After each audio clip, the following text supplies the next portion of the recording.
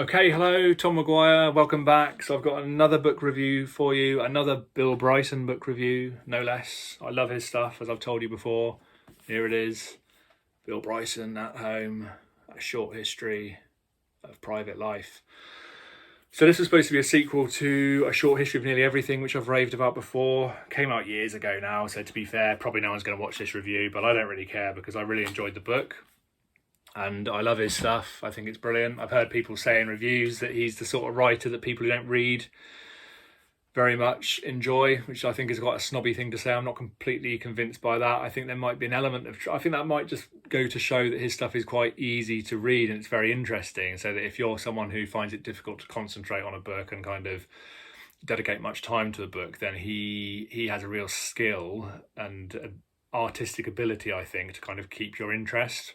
So if I was being snobby, I'd actually argue that those people are probably overlooking the fact that he actually has a very subtle skill there that isn't necessarily that easy to kind of pin down. I think he's very good at just kind of using his natural curiosity for things and his kind of ability to sort of describe things and link things together in a way that just makes them really interesting. And like I said in the review I did of The Body by him, and that's his most recent book, when I read A Short History of Nearly Everything, I just found it so interesting. I was 20 odd years old at the time. I didn't read a lot back then, except for when I was on holiday. And it really sparked my interest in kind of history and popular science. And it's just really entertaining, even if you don't care about personal development. And obviously this channel is about personal development. So I read as many books as I possibly can to try and improve myself in my business and in my private life. Excuse me, too much tea. But also, I want to pass that knowledge on to people that I coach and to people that I train and to you guys who I'm doing these videos for.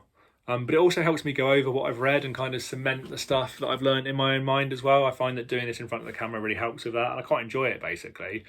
So this isn't really a personal development book. You certainly wouldn't call it a self-help book, but I like to read lots of different stuff and I like to relate it to personal development. So I think that there's a lot in Bill Bryson's books that you can use and that you can learn from to improve yourself, basically, because improving yourself isn't just about increasing your income necessarily or kind of improving your ability at work. It's lots of different things. It's a balance of things. And so I think being curious, having a curiosity, wanting to learn about things, wanting to learn about history, wanting to think about the bigger picture, I think that's really, really important when it comes to personal development, and that's what his books do for me. So that's why I would suggest you guys, if you're into personal development, give his books a go, because they're really, really good.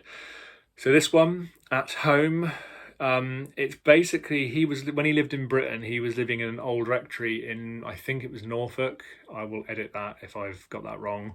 150, couple hundred years old, something like that. And that kind of appeals to me because I was brought up in an old rectory myself. My parents still live there. That one's actually 500 years old, Bill, so yours has kind of got nothing on mine. But, you know, anyway, 1533 ours was built, just to let you know. But, yeah, no, his place sounds pretty cool, though, to be fair. Just not quite as cool. But, no, it sounds good. But he basically goes around the house and he looks at the different rooms. And he just basically kind of links why those rooms were there, what they mean, and he kind of links that to, I suppose, human history, really, right back in the day when we were kind of living in mud huts and things, and right through history, kind of through the 1800s mainly, I think.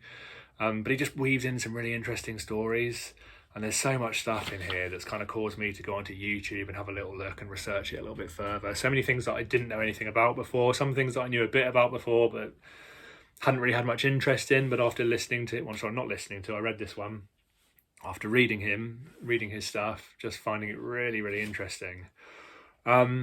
So where do I begin? So one of the first things he talks about is the Crystal Palace that was built in London. And I've written it down somewhere, the date, because I can't remember this stuff. I don't normally have notes, to be fair, when I do these reviews, but for something like this, I think it's better to have a bit of detail. So the Crystal Palace was built in 1851 in Hyde Park, and it was apparently this massive structure made of iron, this iron kind of lattice work and kind of like big giant greenhouse, Crystal Palace basically, that just kind of went over the trees and just kind of consumed everything and was like 1/4 mile long, 10,000 tons of iron, Massive spectacle, never been done before. People loved visiting it. It contained all sorts of, it contained like trees and different parts of nature, as you'd expect a greenhouse to, kind of thing. But other things like entertainment and stuff for tourists. It was in its first, was it first year in 1860? Yeah, so in 1860, this is basically where the tourists wanted to be. In the first year, it saw 16 million visitors, and 16 million was pretty much the population of the country at the time. So that alone just makes you think, wow, just imagine that being back then in those black and white days, those people wearing those funny clothes and poor sanitation and everything else. 16 million people going to visit in the first year. It's just crazy, isn't it? You just sort of try and relate it to what you do know, and it's just almost impossible. It's just so fascinating. Dostoevsky had a depressed opinion about it. He thought that it kind of represented man's kind of power over nature now. He kind of saw it as a peak of technology, and kind of where do we go from here? Sort of this kind of idea that if we can do this now, there are no more mountains to climb, kind of thing. And that turns out to not be the case, because it actually, well, I'll tell you that bit in a minute. You probably know already, but it was taken down and moved to Sydenham in London, where it continued to be popular. And in 1936, it burnt down, basically, and the iron just melted and the whole thing just collapsed. And if you look on YouTube, there's a British Pathé video, black and white video, guy up a huge fireman up a ridiculously long ladder, just literally just perched at the top, just spraying what looks like a garden hose at it, and it's just obviously going to do absolutely nothing at all. But it looks good. He's obviously trying. But there was just no chance, and obviously it just went to prove that our power over nature was just a waste, an absolute joke. Basically, the fire just ripped it to bits, and down it came, never to be seen again. I think even on the site now, there's nothing there particularly. But look it up. It's worth a bit of research, that story. What else? What else does that bring me to? So so this idea that, because then they were using iron in their buildings then, and they hadn't quite got to steel at that stage. So iron kind of had its kind of disadvantages. And he talks then about the Eiffel Tower as well, how that was a really clever lattice work of iron, and that was a fantastic building and stuff. And the French didn't want it to begin with. They saw it as this monstrosity, but it's obviously still there now. It's part of their culture. So yes, iron used to have things just go wrong with it. It would just have it would have faults and things, and it would just come some places. But he talks about places crashing down on people and things, and just it just so in the end, steel came through and kind of solved that problem. He talks about the Statue of Liberty as well, which he says is actually only as thick as an Easter egg. So it's like an Easter egg shell. It's crazy. Just a few, however many millimeters that would be, made of copper. But I think it's got quite an intricate, kind of clever lattice work inside that one as well. And he just links everything together, doesn't he? I'm not particularly linking it very well, I know, but I'll just go. The thing is, if I talked about every interesting story in the book, we'd literally be here forever. So I'll just name some of them, because it just, Thomas Chippendale, the furniture guy. So he talks about how in the 1800s, the middle classes were getting more and more wealthy. Was it 1800s or the 1700s? 1800s, I think. I'll correct that if I'm wrong. They were getting more and more wealthy, and the way to kind of show your wealth was to decorate your house, the inside of your house with really nice furnishings and things, and furniture became really important. So he was really entrepreneurial. He moved to London from somewhere up north, I think, and just made loads of money just making this fantastic furniture. They discovered mahogany, and he became fantastic at working mahogany. It was a much better wood than oak. It was really good for carving and things. So he became fantastic at that. He came up with the first furniture catalogue as well, which was a significant thing. People were then able to look at things, and how catalogues work, whatever. But the Erie Canal in America as well, which was something that was kind of almost an impossible build, and the reason they did that was because the Appalachian Mountains, Bill Bryson talks about walking the Appalachian Trail in A Walk in the Woods. I haven't read that yet. That's next on my list, actually. But the Appalachian Mountains caused real problems getting stuff over the mountains down into New York. It was a real issue to use carts and horses and all those sorts of things. So a very entrepreneurial guy, I can't remember his name, just literally just wouldn't take no for an answer and just smashed this canal out of the ground with explosives, and had Irish immigrant workers who just would set the fuses off and just put they were drinking whiskey to try and numb their nerves and things, and they just put their shovels over their heads when the explosions went off. It was just crazy. Just tough, hard-working, just got on with it. Got the canal done. Then suddenly New York became absolutely, with everything that was able to be brought in through the Erie Canal, it just made so much money. The term millionaire then came about. Basically, there were less than 20 millionaires in North America in 1850 apparently, and 40,000 by the end of the century. So I think it was about 1840 or so that the canal was done. And yeah, basically it became the biggest port in America, and the rest is history. And we know how big and powerful New York is, and how nice New York is. So it's just weird to think that's where it came from. What else? God, loads of stuff. Bear with me. I've got William Blake buried on top of 3 people. What the hell was that about? Why was William Blake buried on top of 3 people? I think they were just finding that... was it before cremation?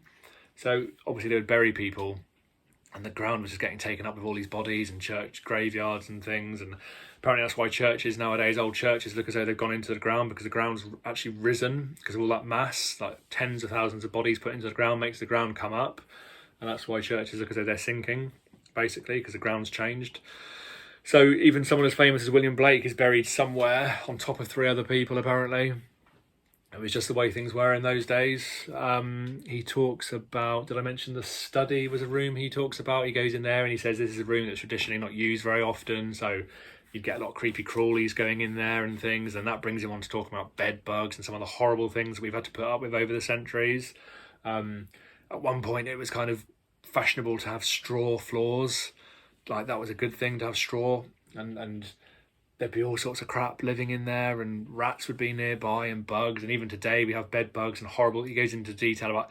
And I was reading this, I read before I go to sleep, and I was reading about these horrible things that we have in our beds even now and stuff, and pretty grim, but you just accept it, don't you? You're not gonna not go to bed, so it's just like, yeah, close your eyes and accept all these horrible things going into your ears and whatever. But yeah, it's just part of life, isn't it? But yeah, but listening how it was back in those days was just... It really makes you feel grateful to be alive today, to be fair, for all the negative things we have to put up with. There's plenty of things that we've got away with, that's for sure. So that's the other thing with his books. It does give you a sense of perspective. Any kind of understanding of history like that gives you a good sense of perspective, for sure. In 2004, the most ancient wooden staircase was discovered, a few thousand years old, 100 metres underground in a Bronze Age salt mine in Austria. Look that one up as well. That's quite interesting. He talks about stairs. He talks about how stairs are a really dangerous part of anywhere. There's so many accidents and deaths a year caused on staircases, and we take them for granted. We sort of go on autopilot, and if we make a misstep, that can really cause an issue. And as you get older, you don't bounce as much, so older people tend to suffer more. But just, yeah, the English sweating sickness of the 1500s. So when my parents' old rectory was built in 1533, there was a sweating sickness, and they talk about Cardinal Wolsey and Henry VIII and stuff. I think they reckon suffered from it, but it came and they didn't know what it was, and it's gone away again, and it's never come back apparently. They still don't know exactly what it is, so that's a bit creepy, a bit weird. He talks about how sanitation kind of improved, and the crap that we used to put up with in Roman times, and toilets next to public toilets where people were just quite happy just to be right next to each other, and there'd be little drains in the ground where apparently there'd be like a stick with a sponge on, and the water would be going through, and you just put sponge in the water and just clean yourself with that, basically. So yeah, I think it's a bit better nowadays, isn't it? So Thomas Crapper came along and invented a proper toilet that had like a U-bend and was able to get rid of waste properly. Rich people went mad for that, of course, obviously. Crazily good invention.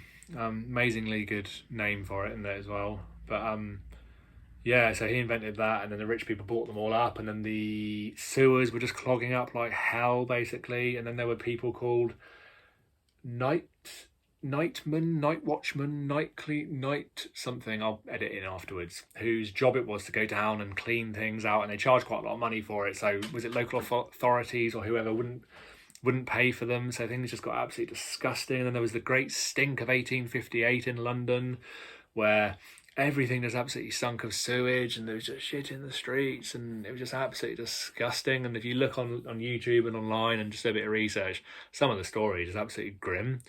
And then there was the Princess Alice accident of 1878, which was a sort of was it like a pleasure boat that was taking people from London to the coast, out on the east coast somewhere. I can't remember where, Brighton or somewhere maybe. I'm not sure, but there was a lot of kind of working class, fairly normal sort of people on this trip. They were coming back after a day out, perfectly innocently, had an accident, were hit by a much bigger boat on the Thames. The Thames, and it was right next to a sewage outlet at the time. The Thames was absolutely rancid, just completely full of feces and absolutely disgusting. The people fell in. They were inhaling all sorts, and just so many people died. They were wearing heavy clothes and stuff, and it was just a horrible accident, basically. That's the Princess Alice accident of 1878, so look that one up as well. It's really interesting. But yeah, just absolutely gross. I'm trying to think what else happened around that sort of time. There were chimney sweeps, weren't there, in those days, and little kids. Yeah, that's it, kids. He talks about how we have this idea that before Victorian times, people didn't care about children. They were just kind of abused and not really, just not cared about, because, most of them died and stuff. His statistics are really scary of how many kids died before a certain age. And because he's talking about the nursery at this stage, the nursery room. And he's just saying how that was just kind of a load of rubbish, actually. There are accounts of people who lost God knows how many children, had like 15 kids and lost most of them, maybe had one or two survive, and how it's just absolutely heartbreaking for them. And I think, I can't remember who it was, but there was a certain guy who kind of wrote this and kind of suggested that was the case. But yeah, so back to what I was talking about, chimney sweeps and things. There was a guy called Isaac Ware who was a chimney sweep who some aristocratic chap found and decided to take him under his wing and educated him, and he turned out to brought him up as a gentleman. So just interesting stories like that. Then there's Otzi the Iceman, who was a guy who was discovered. Where the hell was he discovered now? Finland or something, was it? Something like that, by a couple of bikers out for a ride, and they saw this man coming out of the ice, or in the ice, and he was like, I don't know how many thousands of years old he was. I'll put it on afterwards, and crazy, and just sort of, that you look at the story of that and how apparently he was being stalked by a couple of other guys, and he had these really interesting clothes that he was wearing and tools they didn't expect him to have for the time, and his shoes. There was a guy who was a shoesmith. Is it a shoesmith? Is that the right word? Who made a pair of shoes based on, to be exactly the same as the ones he was wearing, and he wore them. So they're the most comfortable thing he'd ever worn. They were crazy. Like, managed to keep your feet warm and comfortable, and yeah. So all this ancient stuff mixed in with newer stuff, but still old and still crazy and still weird. All related to the different rooms in his house, in his old rectory, and the history of where we've come from, why we built houses the way we do, and why we value certain rooms in different ways. And there's tons of it. There's absolutely loads of it that I could keep going on about, but I won't, because we're nearly at 20 minutes now. But if you have managed to see it this far, feel free to give me a like, maybe a subscribe would be really good as well. Like I say, I'm doing this channel basically mainly because I enjoy it, but also because it's helping me to kind of just talk about the stuff that I'm learning and try and put it across to people. I do a lot of coaching, I do a lot of consultancy and training with people, normally face-to-face, but under the current circumstances, a lot of it is online now, so I'm used to this kind of thing now. So I just, follow me if you're interested in personal development, if you're interested in books and reading and becoming better in work and things, and I'll keep these videos going. But cheers, this is a really good book.